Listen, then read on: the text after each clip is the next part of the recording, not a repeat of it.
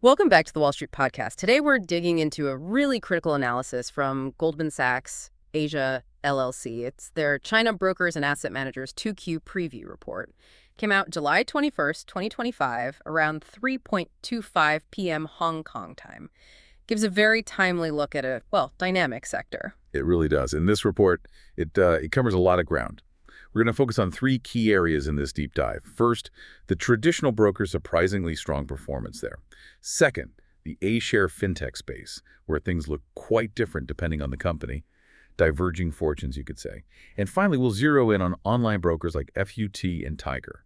Their valuations have moved, and we need to understand why. So our mission here is to really pull out the key insights for you, help you grasp the drivers behind these trends and what they mean. Okay, let's start with the traditional brokers then. Seems like they're having a bit of a moment. Goldman notes nearly 20 of them pre-announced strong earnings growth, over 50% year over year for the first half of 2025. What's behind that big jump? Well, the performance is pretty robust. It's mostly coming from higher revenue in their core businesses, brokerage and investment banking. Basically, capital markets got more active, and that fueled engagement. And just to give you a specific example, CICC, which Goldman covers closely, they pre-announced NPAT growth. That's net profit attributable to shareholders, somewhere between 55% and 78% year over year for the first half. 55 to 78%, that's definitely significant. It is. It's not just a minor uptick, it's a strong signal for these established players. So how did this better-than-expected performance change Goldman's own forecasts and their target prices for these firms? What factors are they pointing to? Right, so they have nudged up their 2025 earnings forecasts for CICC, CICC, and GFS. It's about 1% higher on average than before. But interestingly, the target price increases are bigger. A-share targets are up about 3% on average, and H-share targets are up 10%. 10% for the H-shares. Yeah. Why the difference? Good question. It ties into the drivers. They see a few things happening. One, a slight recovery in average daily trading volume, the ADTV, in Q2 after some earlier tariff impacts. Two, investment income got a boost from the improving capital market overall. And three, and this is probably key for that H-share bump, you've got continued expansion in trading volume and IPO activity, specifically in Hong Kong. Brokers with more Hong Kong exposure really benefit from that. Hong Kong's still a very active place for raising capital. Okay, so that Hong Kong market influence is quite pronounced. Does that translate into specific stock recommendations? It does. Goldman's keeping a buy rating on CICCH, precisely because of that significant Hong Kong business exposure and what they call a robust IPO pipeline. CICC's pipeline is apparently huge, about a third of the market share in both number of deals and deal size. Yeah. Ranks number one. Number one, okay. Exactly. So that's expected to drive really strong investment banking revenue for them. They've bumped CICC's 2025 and 2026 NPAT forecasts up by 3% and 4% and issued new A and H share target prices reflecting that. All right, let's shift gears now to the A-share fintech sector. You mentioned a more divergent picture here. Let's take East Money first. Goldman has a sell rating. What are the main issues? Yeah, East Money's situation is, well, it's tricky. They actually did benefit from higher market trading activity and better retail commissions. Goldman even raised their 2025 forecast slightly, by 3%, but the core problem is structural. Their fund sales business faces headwinds. Why? Because ETFs keep gaining market share, and regulators have pushed for lower fees. That hits their revenue. Plus, Goldman thinks retail trading flow might gradually decrease.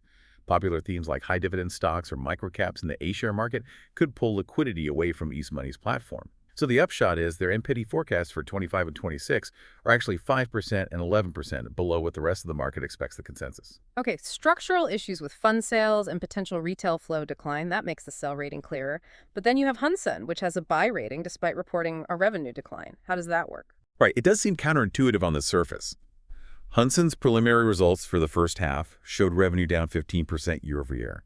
That was mainly due to tighter IT budgets at financial firms, more competition, projects taking longer, and some internal restructuring. But here's the twist.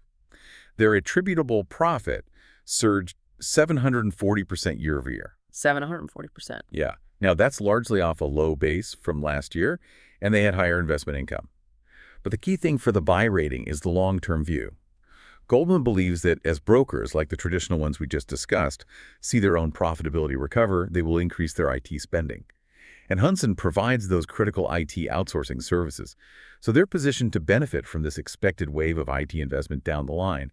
That's why Goldman actually raised Hunsun's core revenue and profit forecasts for 2026 and 2027, looking at that medium to long-term opportunity. Fascinating. Short-term pressure, but a positive long-term structural trend. Now, the online brokers, FUT and Tiger, their forward PE ratios jumped quite a bit since early April. There was some talk about a stablecoin narrative playing a role. What's Goldman's take? That's right, the PEs did rebound. And yes, both FTU and Tiger got these virtual asset trading platform, or VATP, licenses back in January 2025. That definitely sparked some interest around crypto trading potential. However, Goldman is quite cautious here. They essentially believe any financial contribution from crypto trading will be negligible in the near term. They explicitly state the narrative is premature. So while getting the license might be strategically important long term, don't expect it to move the needle on earnings anytime soon. Okay, so the crypto angle is considered premature, but Goldman did revise their NPAT forecasts for F2 and Tiger upward. If it wasn't crypto, what drove those revisions? And crucially, why stick with neutral or sell ratings if the forecasts improve? That seems like a mismatch. That's the core puzzle, isn't it? The upward revisions, averaging about 6% for MPN from 2025 to 2027, were driven by real activity. Specifically, stronger than expected trading in the Hong Kong market in Q2, and also that pickup in Hong Kong IPOs we talked about. That stronger activity did lead them to bump up their target PE multiples for 2026 by 1x. And then this is the big, but they're sticking with neutral or sell ratings, mainly because of valuation. They ran some scenarios. And their analysis suggests the current market price implies much higher growth in paying clients than Goldman expects. We're talking 55% for FUU, 72% for Tiger in 2025, versus Goldman's own estimates of 33% and 14%. That's also way above the company's own guidance. So the market's pricing in extremely optimistic growth. Exactly. And on top of that, their implied PE multiples are already near the high end compared to U.S. online brokers, even looking across different market cycles.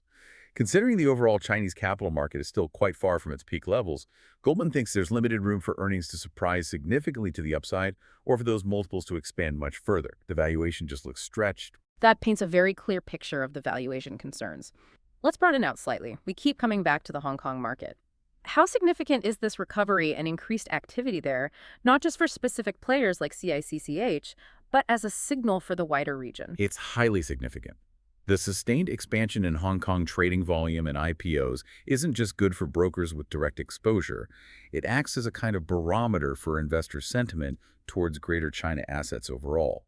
It directly boosts profitability for firms like CICCH, providing a strong base for their investment banking fees and trading revenue. You mentioned their pipeline that relies on a healthy HK market. Beyond that, this increased activity tends to lift valuation multiples generally for Hong Kong-listed stocks. It also leads to a narrowing of the AH premium, meaning H shares start trading closer in value to their A share counterparts on the mainland. That itself drives a valuation recovery for H shares, reflecting renewed confidence in offshore Chinese listings. Right, so it's both a direct revenue driver and a broader sentiment indicator. Now, thinking about that fintech divergence again, East money facing structural issues, Hundsun seen as a long-term IT play.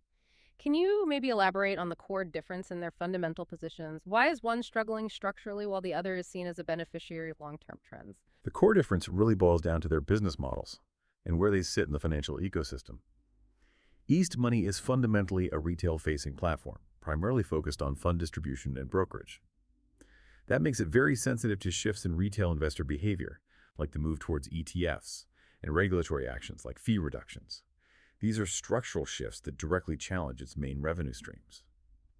Hundsun, on the other hand, provides essential IT infrastructure and services to financial institutions. It's more of a B2B play.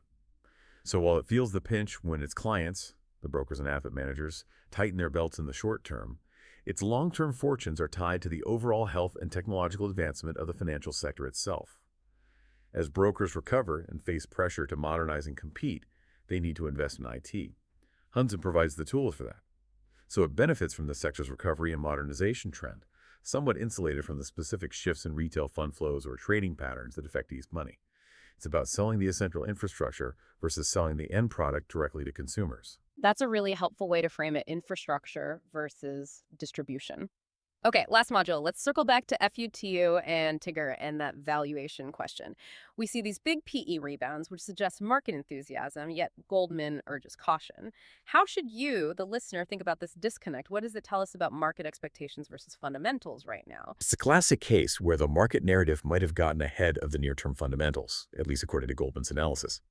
The PE rebound certainly reflects improved Hong Kong market activity, which is a genuine positive. But the level of that rebound implies, as we discussed, paying client growth numbers that seem, well, heroic compared to both Goldman's forecasts and even what the companies themselves are guiding towards. Add to that the fact that their multiples are already at the high end of the range compared to U.S. peers. It suggests the current price is already baked in not just the recent recovery, but a very optimistic future path. So the risk is that even if FUTU and Tiger execute reasonably well, there might not be much room left for the stock price to significantly outperform, because so much good news is already reflected in the valuation, especially when the broader Chinese market hasn't fully recovered to its peak. It raises the question for investors. Are you paying for demonstrated growth, or are you paying for a potentially overly optimistic forecast that's already embedded in the price? So we've covered a lot of ground, unpacking Goldman's view on traditional brokers, the split in fintech, and the valuation story around online players. If you had to distill it down, what's the main takeaway for someone trying to navigate this complex sector? I think the core takeaway is really the need for differentiation. You can't paint the entire Chinese financial sector with one brush. Traditional brokers, especially those with Hong Kong leverage like CICC and key infrastructure players like Hundsun, seem to have more solid footing based on fundamental recovery trends and IT spending cycles. But for the online brokers, FUTU and Tiger, while operationally doing better, the valuation seems to incorporate extremely high growth expectations. So investors really need to look closely at individual company specifics and, crucially, valuation, rather than just riding a general market recovery wave. That makes sense. Differentiating between the underlying business drivers and the market's current pricing is absolutely key. It highlights how crucial detailed analysis, like this report from Goldman, is in a market that's recovering but still presents complexities. Thank you for joining us for this deep dive.